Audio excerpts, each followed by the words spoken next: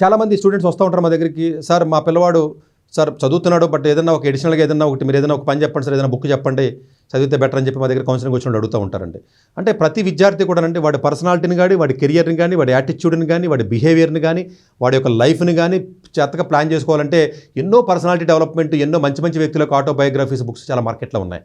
కానీ ఒకే ఒక్క బుక్ చదవాలి అని నన్ను అడిగితే జనరల్గా మీరు ఏ మతానికి సంబంధించినటువంటి వ్యక్తులు అవుతారో ఆ మతానికి సంబంధించిన గ్రంథం ఏదైతే ఉంటుందో ఆ మనిషి ఎలా బతకాలి, ఎలా బతకూడదు, ఎలా జీవించాలి, ఎలా జీవించకూడదు, ఎలా ఉండాలి, ఎలా ఉండకూడదు, ఏమి చేయాలి, ఏమి చేయకూడదు, ఇవన్నీ కూడా పూర్తిగా చాలా విపులంగా ఆ గ్రంథాల్లో రాయడం జరిగిందండి. భగవద్గీత లేకపోతే ఖురాన్ లేకపోతే బైబిల్ ఇలాంటివి ఏవైతే, లేకపోతే జైన్ మతం కానివ్వండి, లేకపోతే ఏ మతం తీసుకున్నప్పుడు కూడా ప్రపంచంలో ప్రతి దానికి కూడా గ్రంథం ఇచ్చారండి. ఆ గ్రంథం ఎందుకు ఇచ్చారంటే ఒక మనిషి జీవన విధానం ఏ విధంగా ఉండాలి, ఏ విధంగా ముందుకు వెళ్ళాలి, ఏ విధంగా ఉండాలి, బాధ వచ్చినప్పుడు ఏ విధంగా రియాక్ట్ అవ్వాలి, డిప్రెషన్ వచ్చినప్పుడు ఏ విధంగా రియాక్ట్ అవ్వాలి, మనిషి ఆలోచన విధానం ఏ విధంగా ఉండాలి, పర్సనాలిటీ ఏ విధంగా ఉండాలి, కష్టం వచ్చినప్పుడు ఏ విధంగా రియాక్ట్ అవ్వాలి, మిగతా మనుషులతో ఏ విధంగా ఉండాలి, మిగతా జీవులతో కూడా ఏ విధంగా ఉండాలి, లేకపోతే చుట్టుపక్కల ఉన్న వ్యక్తులకి మనం ఏ రకంగా మనం సహాయం చేయాలి, ప్రతి విషయాన్ని అటు సెన్సిటివ్ విషయంలో కానీ, పర్సనాలిటీ విషయంలో కానీ, ఇటు యాటిట్యూడ్ విషయంలో కానీ, లేకపోతే మనకి ఇబ్బందులు వచ్చినప్పుడు కానీ, లేకపోతే రిలేషన్స్ బ్రేక్ అయినప్పుడు కానీ, లేకపోతే మనకు ఆరోగ్యం బాగోనప్పుడు కానీ, మనకి బిజినెస్లో ఇబ్బంది వచ్చినప్పుడు కానీ, చదివినప్పుడు అర్థం కాకపోతేనో, లేకపోతే ఫ్రెండ్స్ వల్ల ఇబ్బందులు రావడం కానీ,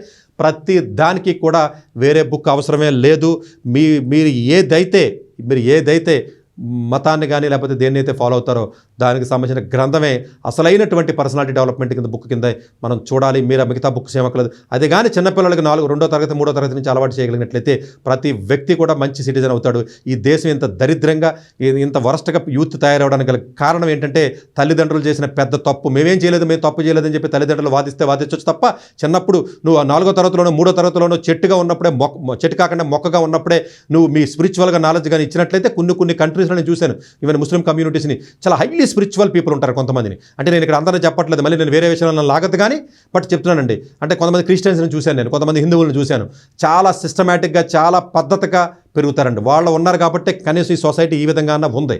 వాళ్ళ కూడా తల్లిదండ్రులు చెప్పించకపోతే సొసైటీ చాలా వరస్ట్గా, వారి వరస లేకుండా, రిలేషన్స్ లేకుండా, క్రైము, మర్డరు, జెలసీ, ఇగో, ఎమోషన్, మర్డర్స్, క్రైము ఇవన్నీ రావడానికి గల కారణం ఏంటంటే తల్లిదండ్రులు చేసే అతిపెద్ద తప్పు ఏదైనా ఉందంటే అతిపెద్ద తప్పు చిన్నతనం నుంచి వాళ్ళ స్పిరిచువల్గా వాళ్ళకి నాలెడ్జ్ ఇవ్వకపోవడమే.